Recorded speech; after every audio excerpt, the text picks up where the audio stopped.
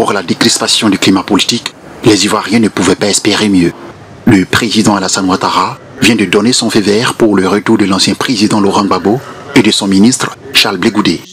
Après la prononciation définitive de leur acquittement à la CPI, ils sont désormais libres de tout mouvement, libres de rejoindre la terre de Burni s'ils le souhaitent.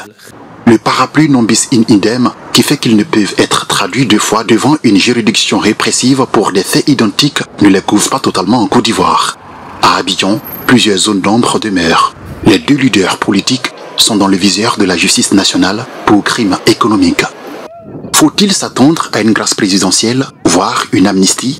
Les deux personnalités pourraient rentrer en Côte d'Ivoire. Le président Alassane Ouattara et son gouvernement pourraient aller les chercher comme le président lui-même l'a dit. Mais je pense que au-delà donc de ces manœuvres pour le retour, il pourrait y avoir des arrangements entre les deux personnalités, entre les deux partis, de sorte que chacun y gagne dans ce retour.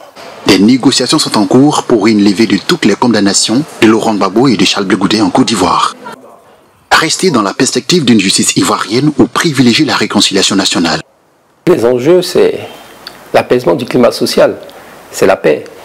On sait qu'il y a beaucoup d'âmes blessées ici en Côte d'Ivoire, il y a beaucoup de rancœurs encore qui persistent.